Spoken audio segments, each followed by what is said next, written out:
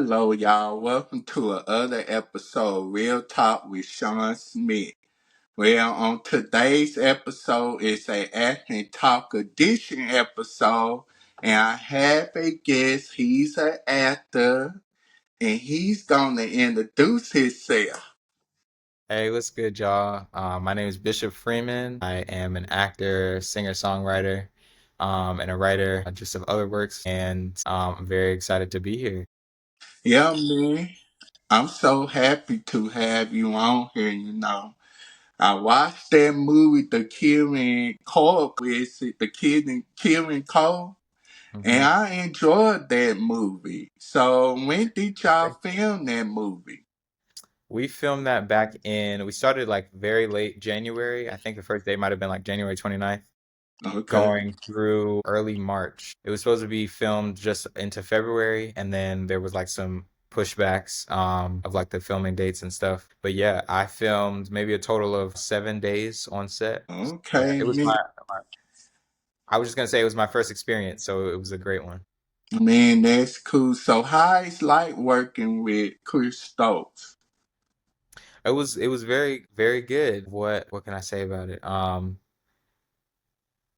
There was a like I said, it was my first time ever being on a set like that. So it was just a very like informative and I don't know, just a good experience for me overall. I felt like everyone was really kind and just uh what really helpful in like making me feel comfortable on set. And yeah, I had a great time getting to know the cast, the crew. Getting directed by Chris was amazing. It was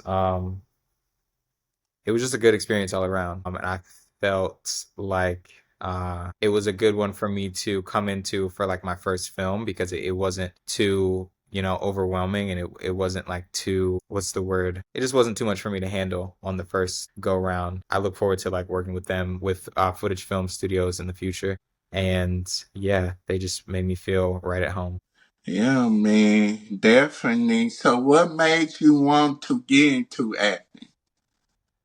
I've been acting since I was a little kid. My uncle, his name is Boise Holmes. He is an actor. He's been on Broadway. He's been in a couple films and TV shows. And when I was younger, was doing The Lion King in Mm. Germany, and he was like speaking German and like he was playing Mufasa, putting on this big like doing the whole like lion impersonation and everything. It really just inspired me as a kid to create like characters and to I guess like kind of let go of myself and travel to like another person, another experience in another world. So that is kind of how I got into it. And then I continued doing like plays and whatever like talent shows I could throughout elementary school. I was in Charlie and the Chocolate Factory. I played Okay, Charlie. you was in that movie? No, no, no, not the movie. Sorry. And I wish that would be dope. That's one of my favorite movies, actually. But in elementary school, I was in a production of I guess they called it, Willy Wonka and the Chocolate Factory, but everyone knew it was Charlie and the Chocolate Factory. Nah, but I played Charlie. That was like my first, I guess, official play. We would do like if my dog comes into the frame, just know that's what it is. He wants to be right now. But we would do like plays and stuff at my house. I'm like play Bible plays, like whatever stories. Literally, my grandma is a minister, so she would always teach us the stories and then like basically write the scripts for us and have us put them on in the backyard. So I kind of went from that into elementary school. Now I'm like, okay, I want to get into some shows on stage. Okay. And then went from there to continuing to do it. I was a part of, his name is Teddy, by the way. I was a part of this program called Twigs at Baltimore School for the Arts. Um, I grew up partially in Baltimore and then partially out here in LA. okay. But yeah, I was just always trying to get involved in whatever I could on stage and further my craft in that area. Ended up getting into singing as well, which is something I do now. I have my own group. I feel like this is my first interview ever, so I feel like I'm just kind of I don't know where to like go sometimes, but but yeah. It's all good, man. At times I could get nervous, especially interviewing people myself, because I don't like to see myself on camera. No, that's real. I'm sitting like as you're saying that, I'm sitting here like looking at my like I'm like, am I my reactions? How am I doing with like how I'm whatever sitting You there. doing good. I know this is your first podcast. It is, yeah. So yeah, how long have you been doing this? I've been doing this for a year now. Okay, So that's this podcast is in season 2. okay, nice, nice, very nice. And what is the what is exactly the name of the or this series that you're in? So what's the name of the podcast? Yeah, of the podcast, or is there like a name of this series that you're doing? Are you doing So like a the name of the inter- podcast is Real Talk with Shawn Smith. okay, nice. Real Talk with Shawn Smith. Yeah, it's on YouTube, it's on Spotify, Apple Podcasts, and iHeartRadio. Okay, that's what's up. So I guess that's like 120 episodes. Wow, that is dedication. I applaud you for that because it takes commitment to really like, start something, especially something like this, and then like stick to it, like the video Yeah, editing and the all of that, setting up the interviews and everything. So, yeah, man. I tell you, it can be challenging though. Because I, sometimes technology, it can be so bad. hey Ted, chill out. Sorry about him. But yeah, man, one thing is the reason why I'm interviewing you because, like I said, I love the movie and I'm also trying to get into acting myself. So I will be taking an acting class. Okay, very nice. Where are Yeah. you? You say you're located in Texas, right? Yeah, Texas, DFW, Texas, Dallas, and Fort Worth. Okay. Yeah, I feel like there's definitely work out there. So I'm wishing you all the best in your journey. Have you thought about, are you trying to get like an agent or I'm just gonna start audition? Yeah, I'm trying to get an agent. I'm also, so my plan is to move to Atlanta. So Okay. I'm getting to most stuff out there, trying to be a talk show host. Then I Okay. also trying to create my own TV shows and movies so I can hire people. I also would not mind working on some things with Tyler Perry out there.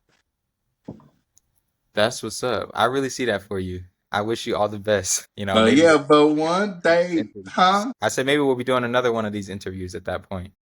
Yeah, man. And then guess what? Me and you could work together one day.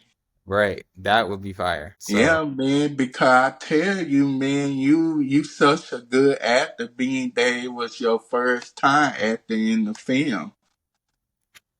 thank you. I appreciate it. Yeah, I'm actually in school for acting right now. I go to UCLA. Really? Yes, I go to UCLA. I'm in the School of Theater, Film, and Television, and my major is theater, and then the emphasis within that major is acting. There's different emphasis or emphases, however you say that word. Like there, you could do like stage production, what is it, musical theater, but mine is acting specifically. So yeah, I'm a senior right now. I'm getting ready Uh, to graduate soon. Excited about that. yeah. So being in LA, how long you been out there in LA? I've been in LA this second go round since 2019. My Okay. first go round in LA, I moved out there. Let me give the rundown, I guess, since I'm doing that. But I was born in North Carolina, Raleigh, North Carolina. Then before I even turned one, I was really young. I moved with my mom, my sister, and all of my mom's siblings and my mom's mom out to, where did we move first to? I want to say to the Valley in California. Okay. And then we did some moving around, ended up in like Riverside, ended up back in the valley. And then when I turned 8 years old, me, my mom, and my sister moved to Baltimore, Maryland, which is where Hmm. my mom and her side of the family is from. At the time, my grandpa was still living out there in Baltimore, Maryland. And he was like, I'm kind of lonely out here. Who wants to come, live in this row house that I got? And my mom was like, yeah, sure, why not? So she took me, my sister, and we moved to Baltimore in 2015. Um, or no, sorry, 2012. Then stayed there from 2012 to 2019. So I was there from 8 to 15, and then moved back to LA because the rest of my mom's side of the family was still out in LA. So Mm, we decided, my sister was also, she had just graduated high school, and she had decided to go to school out in California. She got into California School of the Arts in Valencia. Um, so that's when we had already kind of been talking about moving back to LA just because we missed it so much and missed my mom's side of the family. But my mom was like, "Yeah, let's just do it." I decided to move back, and yeah, I think it was a good decision. We love it out here. I live in Woodland Hills right now, mm, which is just in the valley. And me and my sister are both heavily in entertainment, interested in entertainment. She went to school for music. As I said, I went for acting, and we've always just been kind of in that whole world growing up. yeah. And this entertainment industry is not easy at all. You know, you have to memorize those lines and all that, the Mhm. scripts. I was like, ugh. That's one thing about acting. Yeah, that's the one thing is just making sure you're always on point and you're, studying and doing your homework, doing your research, building a whole character.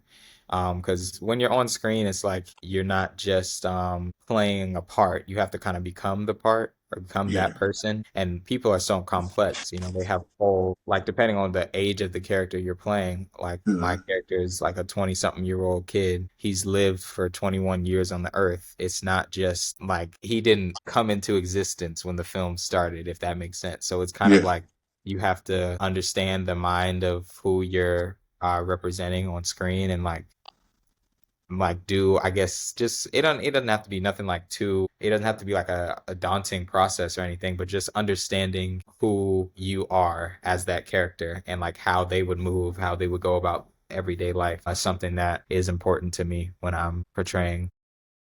yeah, because that character you was playing, you really was playing and they thought that you was the killer. Right, I know. I thought I was too when I first read the script. I'm not gonna lie. When I was reading the script, I was like, I was sitting at my kitchen table and I was like going through highlighting my lines and everything. I was all excited and I was like, "Oh, what's going on?" Like I didn't expect it because I had submitted a self tape, but it was of the party scene. That was like the self tape that I submitted, the scene where like we drug the girl's drink. Mm, So yeah, that was the only interaction that I had. I knew that he wasn't like a good guy just from that interaction, yeah, but I didn't know like the scope of the story. And then when I started reading it, and I'm like, wait, people dying, what's going on? I'm like, am I a killer? Like I didn't really understand at all. Like who it was until literally like the last couple pages, and I'm like, oh, what? I wish I don't want to spoil it, but yeah. but yeah, man, everybody, I guess when after everybody had watched the movie, they hated your character. I know. So I guess I did a good job, huh? That's Yeah. that was the They point. just like, hey, you heard of this daytime soap opera? It's a all black daytime soap opera, and it's called Beyond the Gate. Oh, okay. I've heard of that, but I haven't seen that. Yeah, so it's a new daytime black soap opera, and you know how they do on soap opera. They be having like the bad guy on the soaps. Right. Yeah. So this lady, she played Leslie on Oh, Beyond the Gates. What she do is she try to like yeah one of the daughters husband because they had have a affair 20 years ago, and oh then he wow. have a baby out of wedlock. It just Yeah, sounds baby out of red. If she kicked her, it was a daughter. And she had the daughter to work for his wife as her assistant. And had her doing all kinds of stuff and put all kinds of stuff in her head. that sounds messed up. Yeah, maybe I need to tune into that. What's it on? Yeah, Beyond the Gates Okay, what platform is it on? That's what I meant. on CBS. On CBS. Okay. Yeah. I'm gonna look that up when we get off the phone. Yeah. So yeah, it's a good soap opera and they filmed that soap in Atlanta.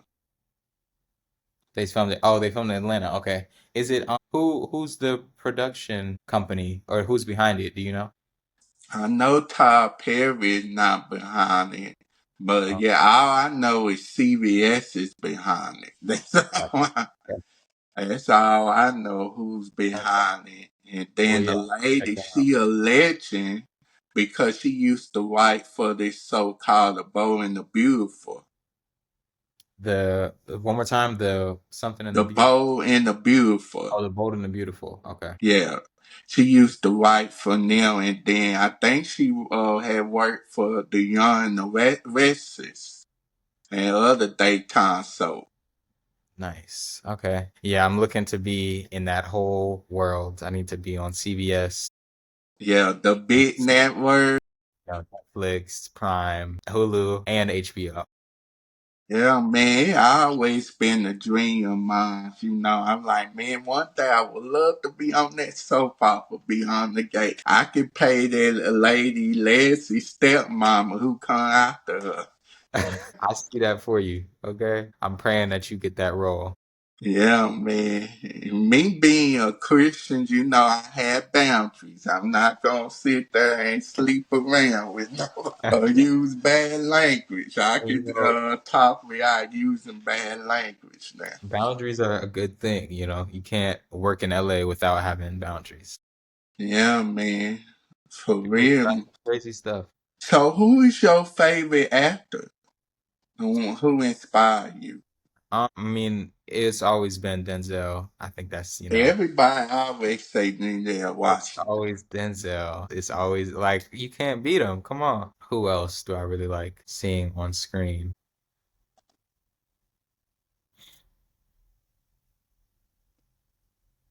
I grew up watching a lot of like action films as well. So I would say maybe not one of my favorite actors, but someone I admire, like the roles that he plays, Tom Cruise, just all the Okay. Mission Impossible films and the fact that they're still going. It's been like eight of them, and I feel like he Hmm. always brings energy to them. So yeah, I guess I would say those are two of my in my top that I'm always like looking at and being like, wow, I would love to be like you, on screen. So Yeah. yeah, did you grow up watching shows like Moesha and the Parkers and Yeah, I didn't watch Moesha as much until I got older, but I definitely grew up watching The Parkers. I grew up watching A Different World and The Cosby Show. everybody's favorite show? A different way. I'm gonna start back Yeah. watching A Different World. No, you should. It's a really good show. It was definitely like, I don't know, kind of just instrumental in painting a picture of what like I thought college life would be like, which it Yeah. wasn't exactly like that for me, but I'm glad that I watched that just so I could, like have that experience or like have that understanding going into college. Uh-huh. Yeah, I feel like it was definitely like if I had gone to an HBCU, it could have been more like that maybe. Yeah. But yeah, I grew up watching all those type shows. What was my favorite show to watch as a kid? I'm trying to think now. Yeah, I bet it's those shows on Disney Channel. Yeah, I was about to say it was definitely the Disney and Nickelodeon shows. I was really into That So Raven, Yeah. Shake It Up, I'll shake it up. iCarly, and Yeah, iCarly was my favorite one. yeah, that was probably my favorite show, honestly. Yeah. I wish they had more shows like that now. I feel like I look at or I don't look at them, but when I see like the clips or just any kind of trailers from like the kids shows now, they don't seem as real or as raw, as good as like what No. iCarly and That's So Raven brought. Like they're not even like funny really. It's like where did the humor go? Yeah, well, it's just so sad. But Right. they had good writers back in the day. Right. It keep you want to watch it more and more. I don't Exactly. know. It's like some of these TV shows today is good, but not all of them. I'm not gonna lie. And it's always been like that. It's always been you have the top tier, top quality content and then stuff that's like a little bit, but I feel like that's sometimes that's where like you have to have that. Like you have to have like something to really like be like this is like my favorite thing ever and then something that is like this is pretty good and like you get to just like I don't know, just enjoy it and like watch it with Yeah, family, like have a good time, laugh, whatever. yeah.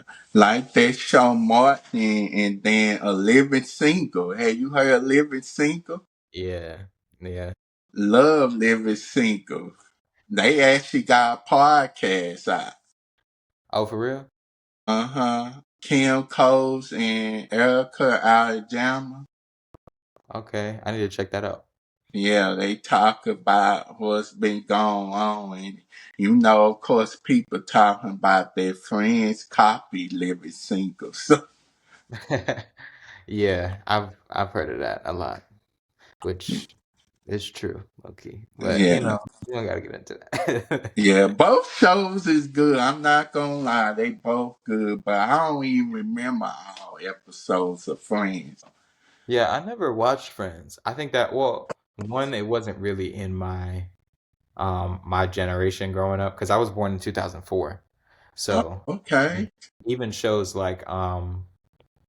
like A Different World and Moesha were kind of out of my generation just a little Uh, bit. Like by the time I got to watching shows like seriously, maybe around like 7 or 8 or something like that. It was more, that's why it was more into like the Disney Channel, Nickelodeon stuff. But I definitely, as I started getting older, like went back and like watched shows like that because, oh, and Saved by the Bell too. That was one of my favorite shows. Saved by the Classic. Yeah. Man, everybody, I tell you, and one thing I'm gonna put it out there. What I didn't like about, I love Moesha, but I did not like how the way they end the show. It had end on a cliffhanger. Dang, that's how they get you. I mean, or that's how the production company will get you. Because sometimes I feel like sometimes they just cancel, and it's like Yeah, they had something planned, and it's like, oh no, we didn't yeah. have The network, because around that time used to be a network called UPN. UPN had, huh? UPN. Yeah, UPN used to have these black shows like One One Girlfriends and Half and Half. Okay, I don't think I heard of that for real. I need to check that out. UPN had actually shut down back in 2006. Hmm. Okay. They merged with a other network Oh, called the WB. called WB. Yeah, and they create the series. Okay. I do think I remember or I've read something about like the creation of CW being like a merging of two different. Yeah, I was so mad. I was like, man, why would they do that? Those networks had good shows. Right? Ain't it like they always do it at the worst time? The stuff that you love, they take away. I don't know why I feel like that, but Yeah, and it was sad that yeah, it only cliffhanger back in 2001. okay. And they have a whole spin out, and they were supposed to resolve that episode on the Parkers. But it never did not happen. I guess, huh? Did we mention the Parkers? I think you did mention the Parkers. Yes. Okay, yeah, yeah, yeah, yeah, yeah. But the So the Parkers, Parkers was a spin off of Moesha, Kim. yeah, yeah, yeah. That was my show. We're the Parkers. Yeah, I was watching the reruns. I think it was back in February and March. And I'm like, rest in peace. One of the actors on there had passed away. Oh shoot, I didn't know. Yeah, the one she played Ain't Dev. She passed away back in 2012. Man, rest in peace. I feel like I'll be living under a rock sometimes. Like Yeah. the Like time, that dude, Akeem from Moesha, he had passed away 20 years ago. man. Yeah, for a car, I guess he was driving too fast. And I'm like, man, that's sad. Yeah. Well, he built a good legacy with the show. Yeah. And of course, about Bernie Mac. Yeah, of course, of course. The Yeah, Bernie Mac show, man, I tell you, man, those were some good shows back in the day, man. I know for real. And I'm like, man, can we get back? It just seems like it has not been a lot of good shows, especially in the black community. I feel like I know that Todd Perry doing his things, but not all his shows is good, man. Right. It's no, now that you're saying that, yeah, there's no shows like Moesha, like The Parkers, like Martin, like those type shows aren't made anymore. I mean, even yeah, I no, I can't think of examples. I know there's shows like I think it's called The Upshaws on Netflix, which Yeah, tries to be like that, but it's just not the same vibe. It's not like it doesn't.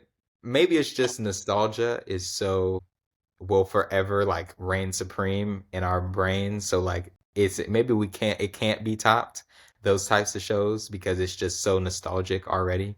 But it seems like it's not even trying to be as good or as iconic, I guess, as a show like The Parkers, as Moesha or A Different World. Like something about the not only like the writing, but mm, just the like the worlds that they built within those shows was a lot more detailed and like specific, it seems like, yeah, than recent yeah. television. So I don't know. So, as a black actor, do you feel like that black actors not getting paid unfairly?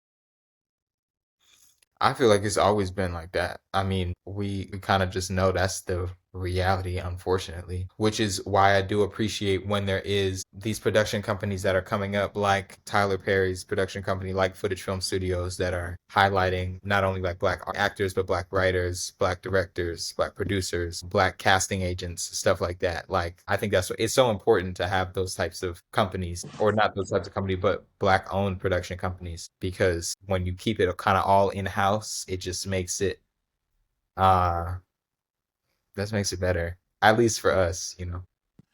Well, yeah, man, I'm just so thankful for that. Like I say, I would love to work with Todd Perry on some things and have my own content because I would love to create my own sketch comedy like Saturday Night Live. I feel like I could play different characters. Now, I don't mind like doing guest star spot on different shows, but I don't think I would want to just do one show. Right. You want to be a series regular.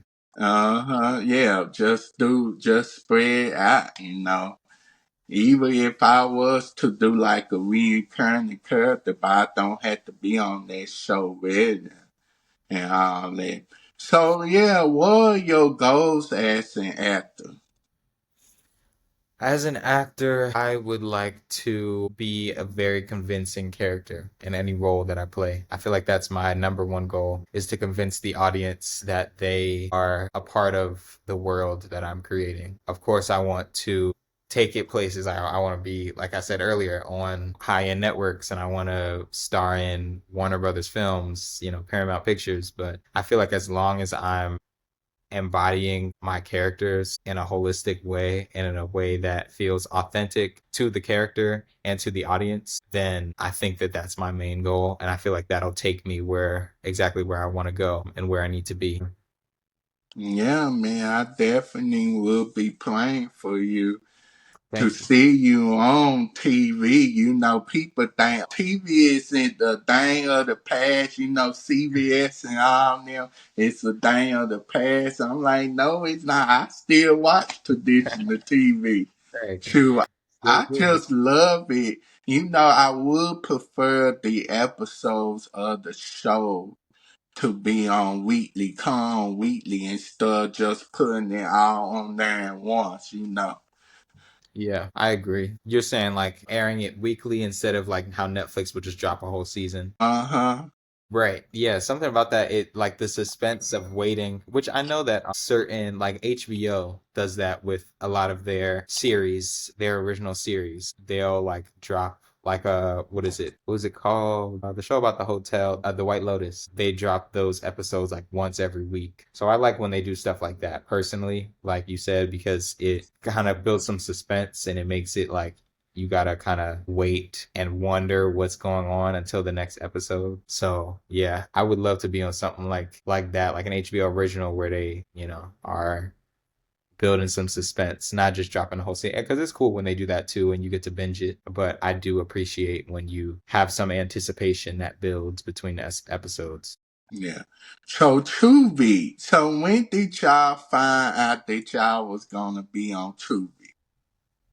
When as soon as I before I even auditioned or before I even submitted my audition, my casting agent or my agent reached out to me saying, "I have a role that I want you to audition for. It's going to be on Tubi and it's with this up and coming black production company, Footage Film Studios."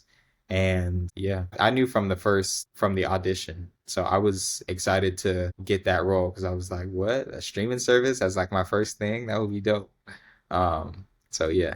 And yeah, Tubi and y'all movie, how many people? I think y'all movie was the most watched movie.